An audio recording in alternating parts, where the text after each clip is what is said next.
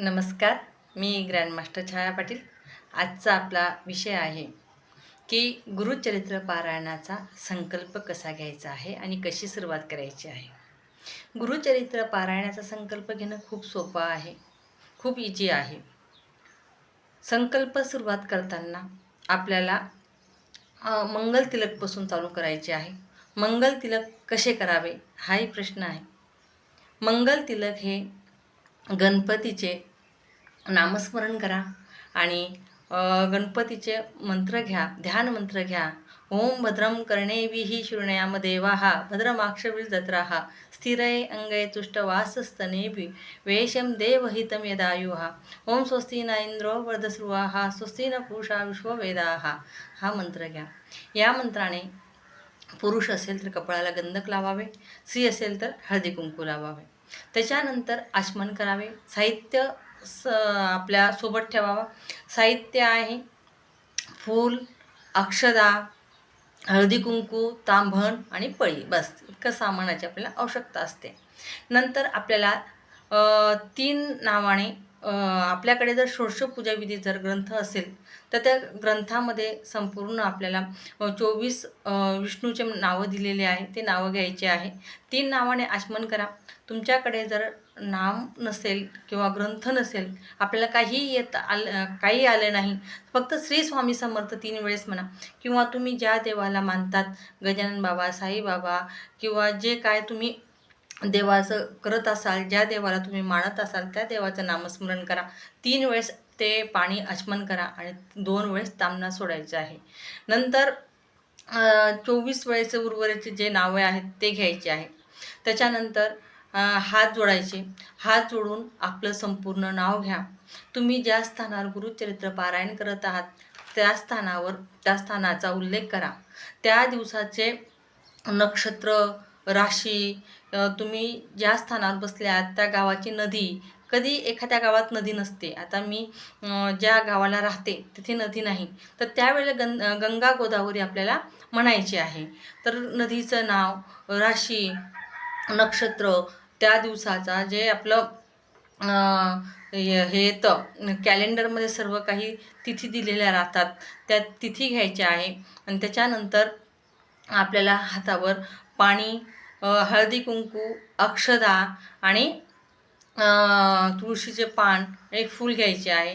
फूल घेऊन स्वतःचे संपूर्ण नाव सांगायचे आहे.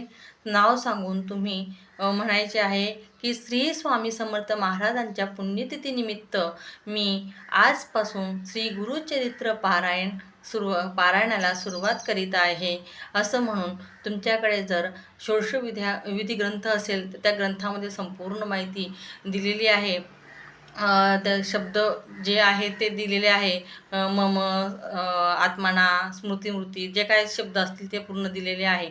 पण आपल्याकडे जर काहीच नसलं तर फक्त स्वामींना सांगायचं आहे की श्री स्वामी समर्थ महाराज, आम्ही तुमच्यासमोर गुरुचरित्र पारायण करत आहोत. आणि आपण जर केंद्रात करत असाल तर केंद्रामध्ये सर्व व्यवस्थित आहे आणि व्यवस्थित सर्व ग्रंथ वगैरे असून आपल्याकडून सर्व संकल्प करून घेतला जाईल. परंतु ज्या गावात केंद्र नाही, जिथे काहीच नवीन असतील आणि ते घरी सेवा करत असेल, त्यांनी साधं सोपं हातामध्ये पाणी घ्या. त्यात तांदूळ, हळदी कुंकू, आपलं अक्षदा, फूल आणि तुळशीचं पान असलं तर ठीक. फूल पान जे असलं ते दोघीतून एक घ्यायचं आहे. आपलं संपूर्ण नाव सांगायचं आहे. आपलं गोत्र सांगायचं आहे. गोत्र माहीत नसलं तर आपल्याला कश्यप गोत्र म्हणायचं आहे. गोत्र सांगायचं आहे.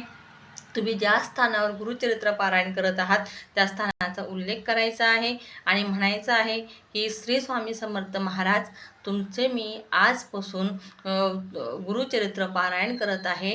तर तुम्ही ज्या तारखेला सुरू करत आहात, वेळेला सुरू करत आहात, त्या तारखेच्या वेळेचा उल्लेख करा आणि पुण्यतिथीनिमित्त मी गुरुचरित्र पारायण करत आहेत. हे पारायण आपण निर्विघ्नपणे करवून घ्या. करणारे निमित्त मात्र मी आहे. करते करविते महाराज आपणच आहात आणि आपणच हे गुरुचरित्र पारायण माझ्याकडून करून घेणार आहात. मला सकारात्मक ऊर्जा द्या. त्या सकारात्मक ऊर्जेतून माझ्याकडून हे पारायण तुम्ही करून घ्या. आणि हे पारायण ते झाल्यानंतर तुमचा जो काय मनामध्ये संकल्प घेतलेला असेल पारायण करण्यासाठी, तुमची जी काही इच्छा असेल ती इच्छा म्हणायची आहे. आणि तो सगळं विधी झाल्यानंतर म्हणायचं आहे की श्री स्वामी समर्थ महाराज, मी आजपासून सुरू करत आहे आणि मी तन मन धनाने गुरुचरित्र पारायण करणार आहे आणि करून तुम्ही घेणार आहात म्हणून मी करायला बसले आहे. आपली इच्छा होती म्हणून मी आज गुरुचरित्र पारायण करायला बसणार आहे, अन्यथा मी तरी कोण की आपलं पारायण मी करू शकेल. हे जे काय घडत आहे महाराज आपल्याच इच्छेने घडत आहे असं म्हणायचं आणि स्वामी महाराजांचे धन्यवाद मानायचे की श्री स्वामी समर्थ महाराज, तुम्ही मला गुरुचरित्र पारायणाचा संकल्प करवून घेतला म्हणजे पुढचं तुम्ही 7 दिवस करवून घेणारच आहात. यासाठी मी तुमचे धन्यवाद मानते आणि मी तुमच्या आणि तुमच्याच भरोशावर हे गुरुचरित्र पारायण करायला बसलेली आहे आणि मला पूर्ण खात्री आहे की महाराज तुम्ही माझ्याकडून 7 दिवस परिपूर्ण निर्विघ्न पारायण करून घेणार आहात. म्हणून तुमचे अनंत अनंत अनंत धन्यवाद श्री स्वामी समर्थ महाराज. त्याच्या आधी तुम्ही आपली जी काय इच्छा असेल ते सांगायचं आहे आणि हे झाल्यानंतर ते तुमच्या हातामधलं जे पाणी आहे ते एका ताम्हणात सोडायचं आहे आणि ते पाणी कुठेतरी असे एका झाडाला टाका किंवा जिथे कोणाचा पाय पडणार नाही अशा ठिकाणी ठेवायचं आहे आणि गुरुचरित्र पारायण सुरुवात करायची आहे. तर हा आपला इतका साधा सोपा संकल्प आहे आणि हा संकल्प घेतल्यानंतर आपलं ज्या वेळेला गुरुचरित्र पारायण पूर्ण होईल त्यानंतरही आपल्याला ह्या संकल्पनातून मुक्त व्हायचं आहे. जसं की मी कालच्या व्हिडिओमध्ये सांगितलं होतं की आपण कसे नियम पाळायचे, काय नियम पाळायचे, तर त्या नियमातून आपल्याला महाराजांपासून मुक्त व्हायचं आहे. म्हणून परत आपल्याला घेतलेला संकल्प हा सोडायचा आहे. तर परत आपल्याला आपलं गुरुचरित्र पारायण वाचून झाल्यानंतर केंद्रावर असाल तर तुम्हाला सगळ्या सूचना मिळतीलच, पण तुम्ही घरी असाल तर हे गुरुचरित्र पारायण पूर्ण करून घ्यायचं आहे आणि महाराजांना नैवेद्याची तयारी करायची आहे. नैवेद्य वरण भात पुरणपोळी असा आपल्याला परिपूर्ण नैवेद्य करायचा आहे. हा जसा तुमच्याकडून झाला तसा पण शक्यतोवर पूर्णावरणाचा नैवेद्य करावा आणि आपल्याकडे वेळेची कमतरता असेल तर काहीतरी गोड नैवेद्य करावा. तर नंतर तो नैवेद्याची तयारी करावी, गुरुचरित्र पारायण पूर्ण करून घ्यावे आणि आपल्याकडून गुरुचरित्र पारायण करताना जर काही चुक्या झाल्या असतील तर त्यासाठी आपण क्षमापान स्तोत्र म्हणावे. क्षमापान स्तोत्र कुठे आहे तर क्षमापान स्तोत्र आपल्या मोबाईलमध्ये सुद्धा आपल्याला मिळून जाईल किंवा आपल्याकडे जर दुर्गा सप्तशती असेल त्यामध्ये पण ते पण लागू होतं.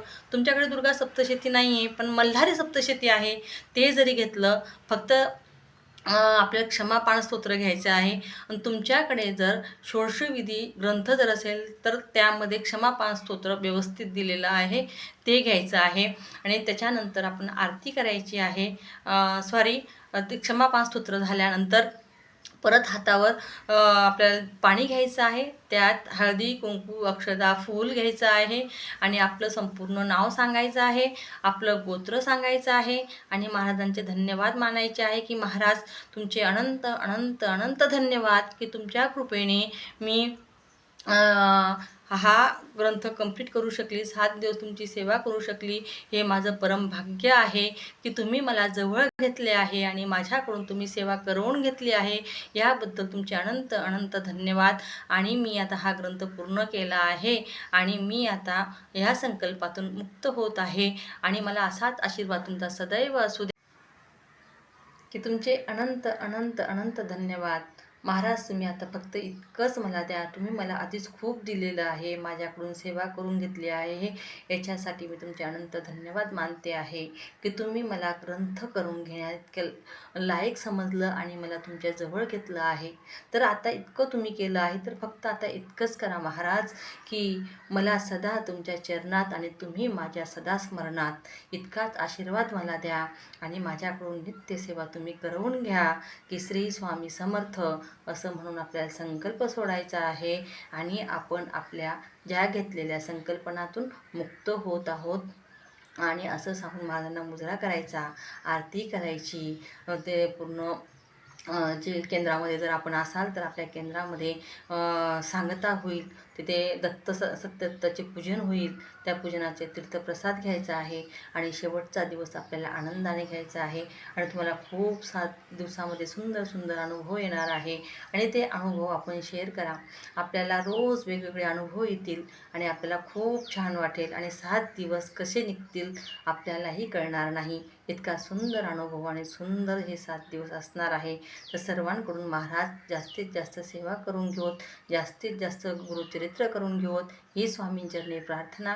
आपल्याला हा संकल्प व्हिडिओ कसा वाटला ते मला कमेंटमध्ये सांगा आणि हे चॅनल लाईक करा, शेअर करा, सबस्क्राईब करा.